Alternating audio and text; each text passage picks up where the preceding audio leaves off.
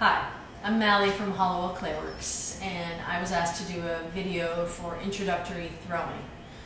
So this is basically what I take my students through on the first day of class. I've got a 1 pound piece of clay. What you're going to do is you're going to hit the bullseye. Your hands are dry at this point. And then before you get them wet, you're going to pat this clay into a mound. You get the wheel spinning. You want to go top speed. You get your hands wet, and you can just rub them on the clay or just rest them on the clay. Basically, you want to create a slip. So first thing I'm going to do is I'm going to push down on this clay, and I'm going to use the heel of my hands. Notice that my legs are really grabbing onto the splash pan. My elbows are in a down position, and my hands are together. That's really important. You need to be very steady when you do this. So I'm going to just press down on the clay. You'll notice that it dries out. So get yourself a little more water. You want to keep that clay shiny. So now that it's stuck to the wheel head, I need to get this outside under control. So the way I do that is I use this part of my hands. I connect my hands again, elbows are down, knees are in, and I'm going to squeeze on this clay. As I do, it's going to pop up. I'm going to drop my thumb on that. I'm going to hold for a second, and then I'm going to release really slowly. Holding for a second is very important. Also, having enough slip on your hands as well. So now that I've got this outside under control, I'm going to push this clay down, squeeze the clay up, push the clay down, and squeeze it back up. You may notice that my wheel is spinning in a clockwise direction. This is the way that I learned. Depending on which way your wheel is spinning, that will matter which way your hands are positioned. So for centering, I don't believe it should matter too much, but for when you're pulling, you definitely want to pay attention. So I'm going to squeeze this clay again. Get myself a little more water. I'm going to push down. When I'm pushing down, I'm using this heel of my hand, and I'm on the shoulder of the clay. My left hand is basically building a wall over here, and I need to be nice and steady right against here. So my right hand is going to push down and in. The clay is going to be displaced. It's going to hit my hand, and my left hand is going to tell that clay where it needs to settle down. So here we go. My hands are connected. My elbows are down. I'm pushing down, and now I'm pushing in with the left hand. I'm holding for a second, and then I'm releasing very slowly. Holding for a second is really important. Okay, so I got my slime going, my slurry. I'm going to squeeze up again. Drop my thumb. I'm going to hold for a second, and I'm going to come off.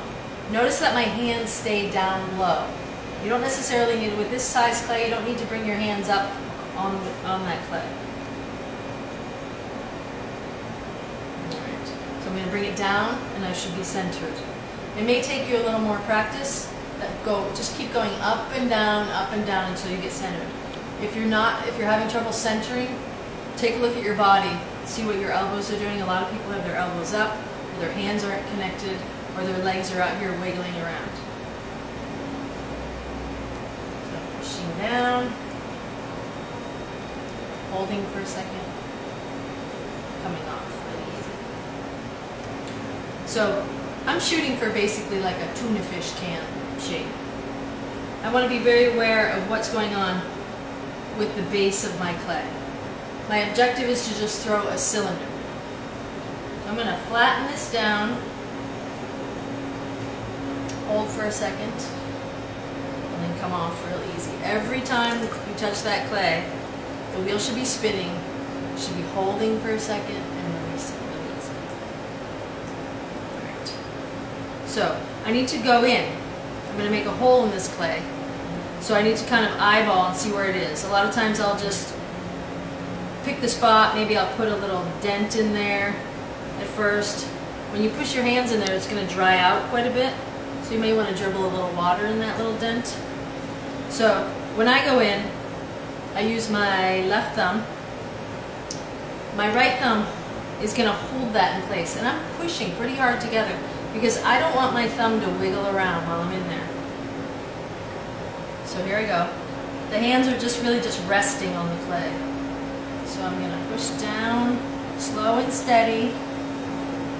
Just don't go all the way to the bottom. You want to come out really easy. Like I said, it dries out really quickly in there, so get a little extra liquid. If you're having trouble knowing how far down to go, you can stop the wheel. You can stick the needle tool in the bottom until you hear it hit the bottom. You can pull your needle tool out and hold it up, and you can see how thick the bottom is. I generally shoot for a quarter inch. That's a little bit more, but that's okay for right now. So, spin my wheel again. Now when I'm centering, I want to go really fast. So even when I'm opening, I'm going to go pretty fast. This wheel is going as fast as it can. I'm going to cram 2 thumbs in there. And then what I do is I stretch them out. And I stretch evenly across the bottom. Because I'm making a cylinder, I want a flat bottom to my mug. My vessel, my cylinder. Alright, so here we go. Get to where I'm going, and I'm going to hold for a second. I'm going to release really easy. This next step, well, what you should know about that is don't go farther than your base, or you're going to basically blow the walls down, and then you're going to be left with a pile of mush. So now I'm going to compress. So I start in the middle, my fingers. Can you see what I'm doing? Right. So I'm going to push down in the middle, and I'm going to slowly drag my fingers out to the side. As I do that, I'm kind of pushing in on this corner, just a little bit. I really want to set the bottom.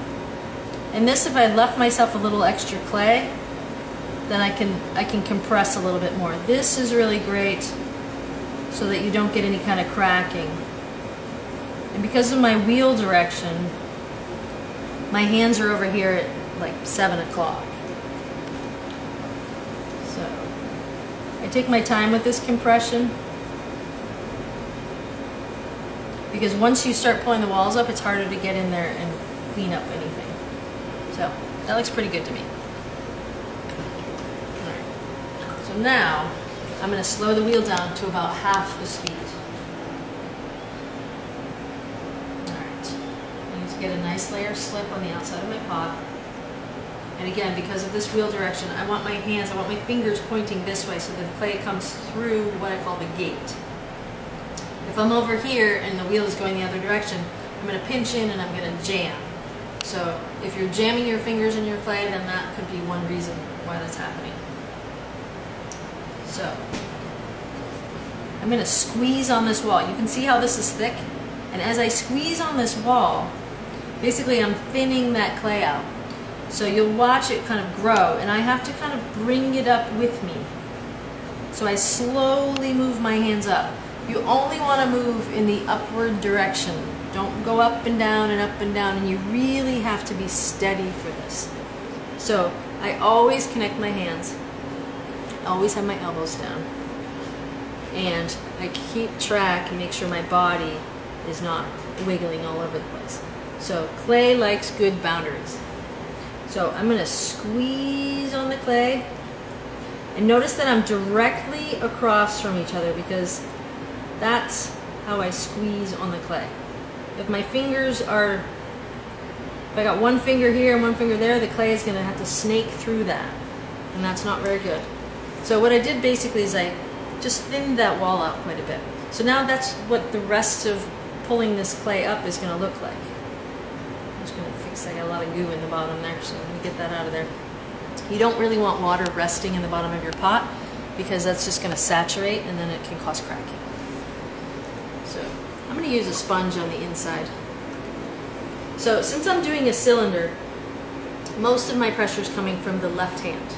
So I'm going to be pushing, and notice that my hands are kind of like in this cat's paw place. And so when I'm connected, I've got my inside hand is going to be straight down. So I use the edge of this finger, and this cat's paw is going to push from the outside, and then I'm going to bring my hands all the way up.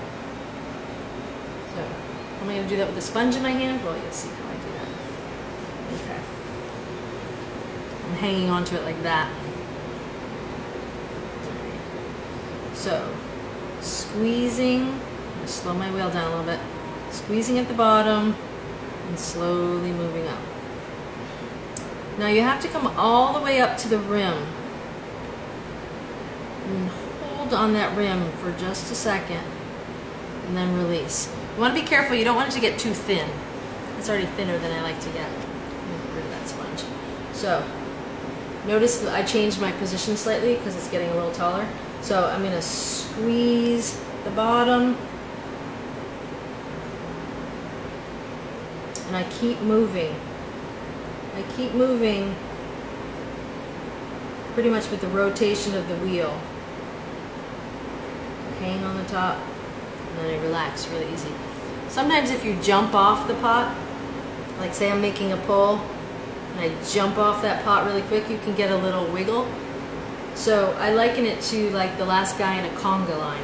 He's got to kind of come around and you've got to hold your position so that he knows where to come through the gate. Otherwise he's always going to be off dancing in a different room pretty much. Alright, so I can make one more pull probably. I'm going to push hard at the bottom because that's where all the clay is now. And I'm squeezing, squeezing, squeezing. As I get up a little taller, I don't need to squeeze so much. I can just kind of let my fingers kind of provide a little gate for that to run through. Come up here. So I use fingertips on the clay. Sometimes I see people throw like to their hand, and I find that you don't have as much sensitivity in the palm of your hand as you do in your fingertips. So your fingertips are sort of designed for this kind of work. So then you can start to tell how far apart your fingers are. It kind of takes a while. It takes a lot of practice. So if you're just starting, give yourself a break. Because this looks really easy, but there's nothing easy about it. Alright. So I will use a sponge on the inside to get rid of any water that's in there. I've got a little excess out here. So I can do a couple things. This is a chamois. I'm going to chamois off that rim. I can do some shaping if I wanted to right now. I can bring it out, bring it in. I'm going to use this rib on the outside. I'll use a sponge on the inside. That will help clean up some of my throwing lines. That's what I want to do. It also gets rid of, if you have an extra buildup of slip on the outside of your pot, it's a great way to clean it up. Also, I have this little skirt down here because I want to make it easy to get this off. So I use this little boxwood tool. And what I do is I start up pretty high. I hold steady. I've got two hands on the tool. That's important. And I'm going to push down and I just kind of shave off that little extra. And I go nice and slow with that until I hit the wheel head. You can hear it, right? With that little bit, I can use my needle tool to kind of clean that off. Stop the wheel, pull it off, get rid of that. So I can do a little more cleanup under there. One of the other things I like to do is to kind of create a little bevel under there. I would use my rib on this. I think I will. Get rid of that line. So when I use the rib, I like this little rubber rib, but you may have a little metal rib in your toolkit that you just got. So the metal rib works similarly, although it's hard to hang on to. Sometimes it slips out of your hand. Also, you can cut your fingers maybe like that, so be careful with that. So that's pretty much a little cylinder. You can see how you can do lots of other things with it. I can do some shaping, but for right now, if you practice that, then you'll be good. All right, and when I pick up a pot, I use clean, dry hands. So I can just pick it up right off the wheel.